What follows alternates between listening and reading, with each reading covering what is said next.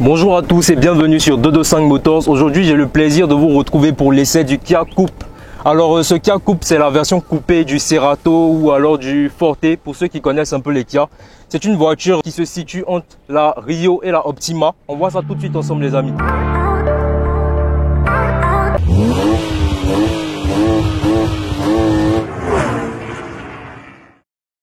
On l'appelle le coupé coupe. Je pense qu'ils n'ont pas cherché bien loin. Alors déjà, la première chose qu'on remarque sur ce véhicule-là, c'est cette couleur vive. La couleur rouge qui tape vraiment à l'œil. On aime ou pas, c'est sûr que ça ne laissera pas indifférent. Déjà, c'est un coupé 3 portes. En plus, couleur rouge, c'est sûr que tu ne vas pas passer inaperçu avec la voiture. Pour cette face avant, il y a un truc qui me fait penser tout de suite à la Kia Sportage 2016-2017. C'est la petite moustache comme ça, la petite calandre qu'on retrouve avec le chrome autour. C'est assez atypique, mais c'est ce qui va rajouter, qui va donner une identité propre à la voiture. Capot, phare et tout. Ça me fait beaucoup penser à la Elantra 2015, 2014-2015, par là, de cette génération-là. Dites-moi ce que vous en pensez. La particularité de ce véhicule, c'est que c'est le Kia Coupe. Alors, on a 3 portières. J'aime bien le fait qu'on ait du chrome comme ça dans la poignée de porte. C'est vraiment très bien. Les jantes polychromées en 17 pouces. Franchement, c'est ma cam. J'aime beaucoup ce que ça donne. Ça rajoute un côté un peu sportif à la voiture avec ces 4 disques qu'on a. Donc, des disques normaux à l'arrière et des disques ventilés à l'avant. On a cet encerclage de fenêtres en tout noir. Donc, il y a un déchromage qui est fait. Je pense qu'avec trop de chrome, ça aurait donné un côté un peu trop classique, un peu trop luxe à la voiture. Ma partie préférée sur ce véhicule-là, c'est vraiment l'arrière. Forte coupe comme ça. Le petit diffuseur noir comme ça, en noir laqué en bas. Bon, semblant de diffuseur quand même. Je ne sais pas s'il agit vraiment sur l'aérodynamique du véhicule, mais il rajoute un côté, un charme fou à la voiture, honnêtement il faut le dire. Ça rajoute un côté vraiment, une petite dégaine de sportive à la voiture, j'aime bien. Avec ce petit béquet comme ça ici. Alors il y a un truc que je disais que j'aimais beaucoup dans la vidéo précédente sur la Elantra, qui a une sud-coréenne comme celle-là, c'est le fait qu'ils intègrent les caméras de recul directement comme ça dans le béquet en haut. C'est pas la petite caméra noire qui déborde et tout. Là, la caméra elle se confond vraiment globalement dans la voiture. Ça ressemble même à un petit appendice aérodynamique de la voiture. C'est vraiment très très beau. Les longs feux comme ça rouges qui débordent. Franchement, je pense que c'est ma partie préférée sur ce véhicule là, les amis.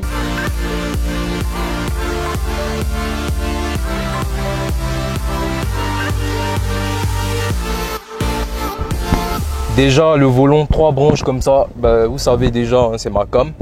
Même si le volant il est carrément gainé de... Bon, c'est du vrai cuir apparemment avec des surpiqûres. Hein. Ouais, je pense que c'est du vrai cuir sur le volant. Donc ça c'est vraiment pas mal. On a vraiment assez de touches aussi sur le volant. On a à peu près tout, hein, les modes, le volume, vraiment un peu de tout. Ça j'aime bien. On n'a pas besoin d'enlever les mains du volant pour venir chercher d'autres choses à côté. On peut vraiment à peu près tout régler d'ici. On a des raccourcis et tout. C'est vraiment pas mal. Bon, dans l'habitacle, globalement, on a des sièges tissus. Bon, c'est pas vraiment cossu, mais pour un véhicule comme ça qui démarre sur ce genre de tarif là, petite sud-coréenne et tout ça, je pense que ça va, c'est carré. Hein. Je pense qu'on va pas trop lui en demander, même si je pense que ça doit être disponible en option. Ouais. Alors, il y a cette imitation de carbone aussi qui fait cheap selon moi. Hein. Dites-moi ce que vous en pensez dans les commentaires, mais moi je suis pas trop fan de cette imitation de carbone. Ce genre de plastique comme ça, je suis pas très fan, les amis.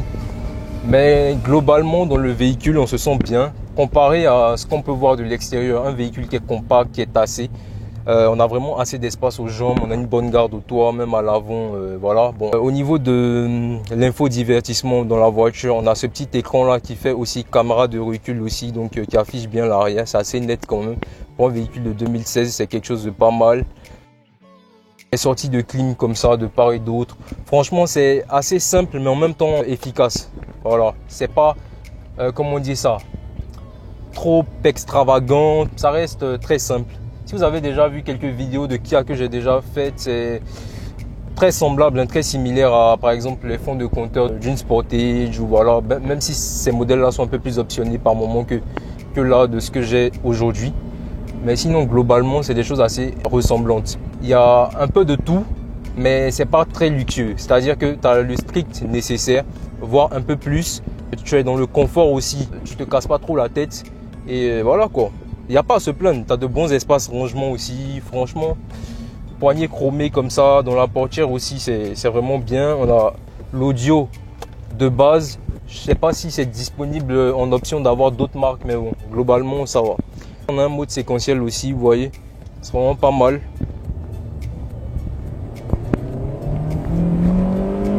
C'est un moteur Atmo, donc il faut monter dans les tours. 6000 tours minute pour ressentir les performances du véhicule. Au niveau du freinage, ça va. La voiture est légère, donc ça se ressent.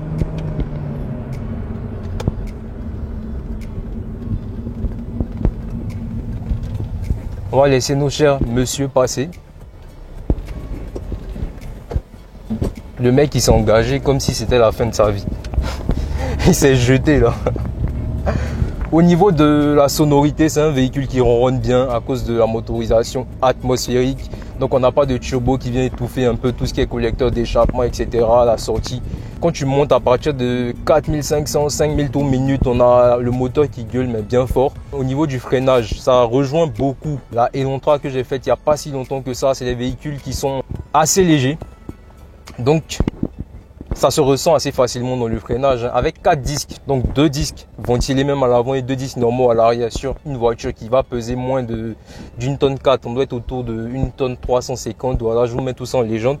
C'est correct, c'est très bien équilibré. Alors c'est une voiture qui est disponible avec plusieurs motorisations. Même sur certaines motorisations, on a différentes puissances. Voilà, on a aujourd'hui un 2 litres. Donc normalement la version 2 litres a 2 motorisations, une qui va développer 154 chevaux pour environ 200 Nm par là et une autre qui va développer 173 chevaux pour un peu plus de 200 Nm. Le coffre pour un petit coupé, il est assez profond, je dirais, il est correct. Il ne peut pas faire de miracle, hein. C'est une toute petite voiture, donc vous n'aurez pas l'espace pour transporter vos vélos, vos lits, etc. C'est pas la voiture faite pour ça, c'est une voiture vraiment de ville, urbaine et tout ça. Et puis peut-être pour déposer quelques petites voitures de ville, quand vous en aurez envie aussi. Écoutez ça.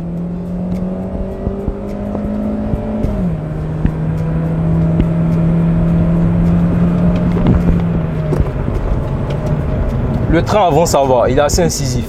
Là, je m'attendais à ce que ça s'ouvre un peu. Mais ça va, ça va. Je connais pas vraiment l'état des pneus. J'évite de la pousser un peu dans les limites et tout ça. D'ailleurs, le but n'étant pas de ne pas respecter les limitations de vitesse, etc. Bon, on essaie de faire au plus propre possible et vous montrer de quoi il est capable. Sans faire les fous. Vous aurez compris l'idée. Donc, globalement, c'est une voiture que je trouve sympa, voilà. Il y a quelques années, c'est la voiture que j'aurais aimé avoir, c'est-à-dire quand j'avais peut-être moins de 20 ans. Je pense que c'est une voiture qui m'aurait vraiment plu. C'est une voiture qui est, comme le constructeur même le dit, qui est adressée à une clientèle jeune, voilà, qui va pas forcément vouloir rouler dans une Optima, dans une Forte, dans une, comment ils appellent même la Cerato, tout ça. Ces voitures-là en 5 portes, ils vont trouver peut-être que ça fait un peu trop daron, si je peux dire ça comme ça. Alors le constructeur leur a fait une petite 3 portes comme ça pour voilà quoi, pour se démarquer un peu de ces voitures là qui ont tendance à vous catégoriser ou bien à vous cataloguer dans la catégorie des, on va dire peut-être des plus de 30-40 ans quoi.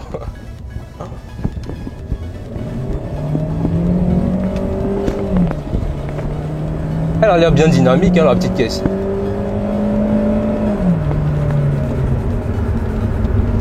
Franchement, ça va. La direction aussi souple.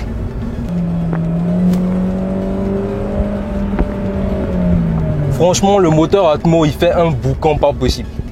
Tu as l'impression que la voiture elle fonce à 200 tellement il fait du bruit. Alors que en vrai, elle va pas si vite que ça, tu vois. Faut préciser que sur cette motorisation, là, on profite du GDI, donc de la technologie d'injection directe d'essence de Hyundai et Kia, tout ça. Donc ça donne normalement un peu plus de couple à bas régime et ça optimise la consommation d'essence aussi. Ça fait faire un tout petit peu d'économie. Il y a des petites choses intéressantes sur le véhicule. Globalement, c'est un daily que moi j'aimerais bien, comme je vous disais, avoir eu il y a quelques années. Aujourd'hui, je trouve que c'est un peu limité en puissance pour moi. Mais si t'es pas trop ouf, t'aimes bien les jolies petites voitures, coupées, 3 portes, ça peut être un daily, en même temps une petite voiture plaisir du week-end. Avec la dégaine qu'elle a, franchement, ça comparé à un Veloster, les Veloster Atmo, je pense que j'aurais pris ça là. Mais le Veloster Turbo est un peu plus puissant. Bon, à cause de la puissance, oui.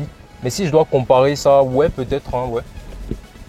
Sinon, c'est une voiture qui se situe entre la Kia Optima et la Kia Rio. Donc, c'est la Forte qui est au milieu des deux.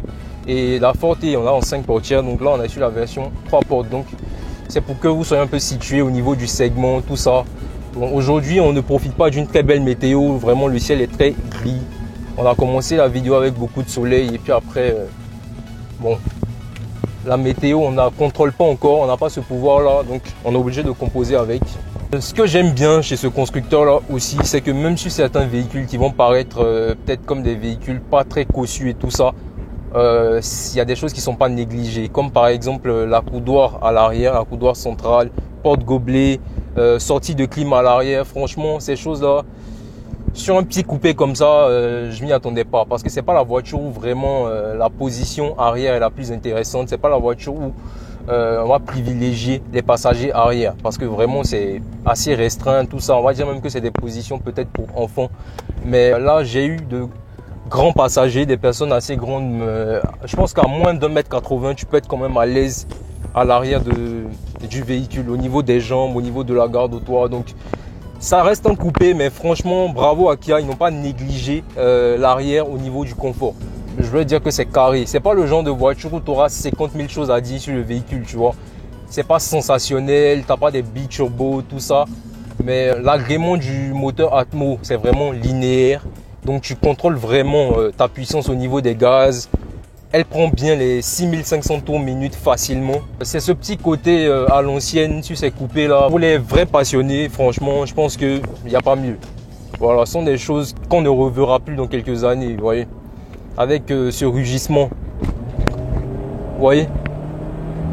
Quand tu écrases la pédale, déjà il y a une rupture qui se fait, une petite latence qui s'opère. Franchement, elle se comporte comme si elle avait un turbo, mais en fait pas du tout. Et c'est un comportement que j'avais remarqué chez beaucoup de Hyundai et de Kia. Je disais souvent, sur tout ce qui est GDI et injection directe d'essence chez ces constructeurs coréens là, souvent tu as cette fausse impression d'effet turbo. Même dans la Hyundai Genesis, dans la Elantra, dans tous ces véhicules là, j'ai vraiment eu cette impression là de ce faux effet turbo. C'était l'essai du Kia Coupe. J'ai beaucoup aimé cette petite voiture coupée comme ça. Franchement, elle monte bien dans les tours, elle ronronne très bien. J'aime bien l'agrément du moteur GDI comme ça avec l'injection directe. C'est vraiment pas mal. On a beaucoup de petites options qui peuvent paraître basiques aussi, mais qui ne sont pas toujours mises sur ce genre de véhicules-là. Des petites sud-coréennes comme ça, qui ne sont pas vraiment des véhicules premium. Je peux lui donner un 7,5 sur 10, voire un 8 même, parce que franchement, elle a fière allure cette petite voiture. Alors, je vous dis à très bientôt, les amis. Merci d'avoir regardé cette vidéo et ciao!